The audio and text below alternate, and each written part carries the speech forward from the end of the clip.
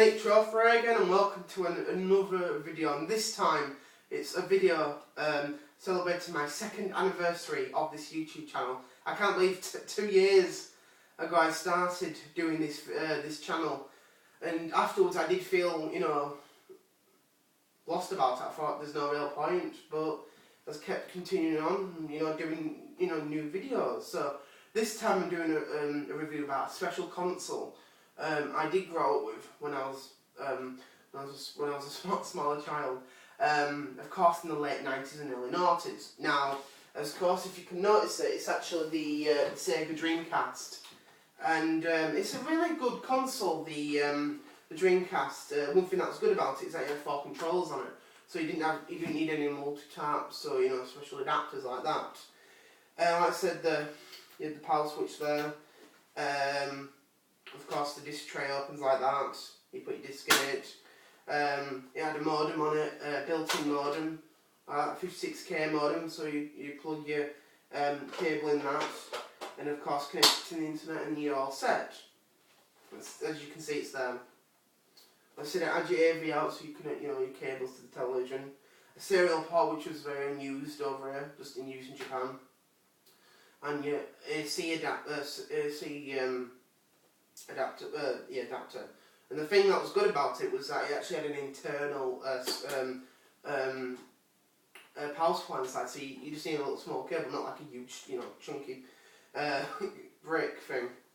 And like I said, it was released in Japan in November 1998, September 1999 in the US, and of course October 14th 1999 in Europe.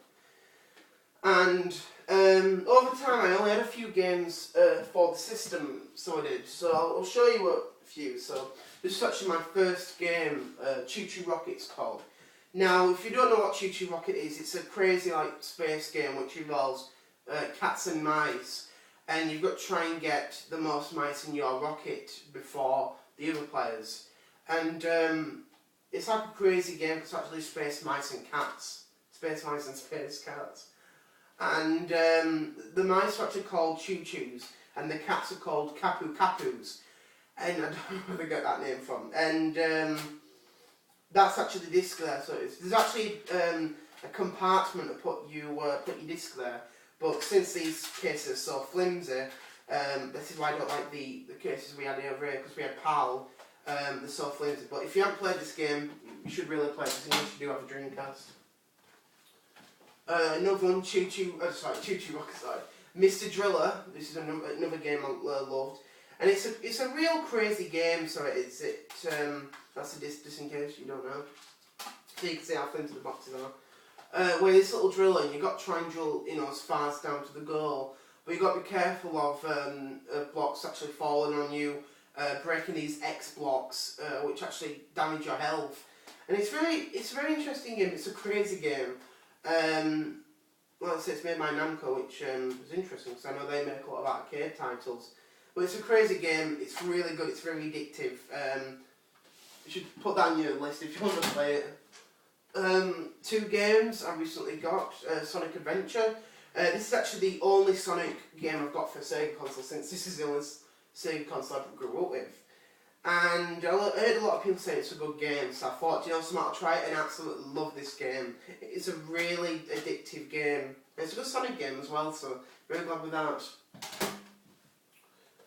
And of course, Shenmue, which Shenmue is a very popular series worldwide, unless you haven't played it. And it's a very addictive game. So it's like you involve this. You play this character called Ryozuki, you live his life, it's like a life simulator. And I had a lot of people said it's a good game, so I did a lot of research about it online, watched a lot of reviews and videos as well, and I thought, you know something, I'll try it, and I'm so glad. I really love this game. I hope someday I get the second one. I know it's expensive, but like I said, I hope someday I do, you know, get it, and I'm very glad I've got this. It's a good game, and if you haven't played it or you tried it and you didn't like it, you should play it. It's a good game. So, actually, I'll talk about the controller here. Okay, this is actually the controller of the system, because you can't see it as well.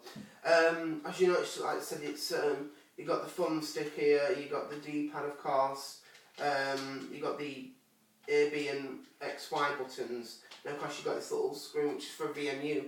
Ironically, people may think, why didn't you do this? I actually didn't own a VMU because I didn't know what they were, but I did later find out what they were. But they were really expensive when they came out, and I actually had a jump pack for this, which vibrated it really well. For anyone who actually lived past the 6th generation or on the end of the 6th generation, the controls didn't always vibrate like this. This is why it's just, you don't vibrate like that, so don't do that, that's all. And of course you can notice the blue swirl, so that's the PAL version. But I like the controller. It was a very interesting design when it came out. I know it's only got one joystick in it, but that's the one thing that made the Dreamcast interesting. Now, the thing was, as I said, I grew up with it when it came out, and I had a small amount of games for it. But I didn't really buy anything else because it didn't really interest me until I bought other ones, like for example Shenmue and Sonic Adventure. And I thought, do you know something? The most popular game I played was Choo Choo Rocket, because I absolutely loved that game. I ended up buying other, ports of it, on the Android, iOS, and of course the Game Boy Advance. Because I'm a huge Choo Choo Rocket nut. Even though I don't see it, but I've always loved that game. Sorry. And like I said, the thing that made it fail was the PlayStation 2 when it came out. Interest in this was lost, and no one didn't care about this afterwards. But the main people that bought it was, like I said, retro video games and of course Sega fans. And after all the unsuccessful attempts, Sega finally got there and think, oh well, we've finally done a good console. And that was the thing I liked about it. Like I said, the PS2 was much more superior. Had a DVD player, which this didn't. But it's always seemed that this is actually the best console in the PS2.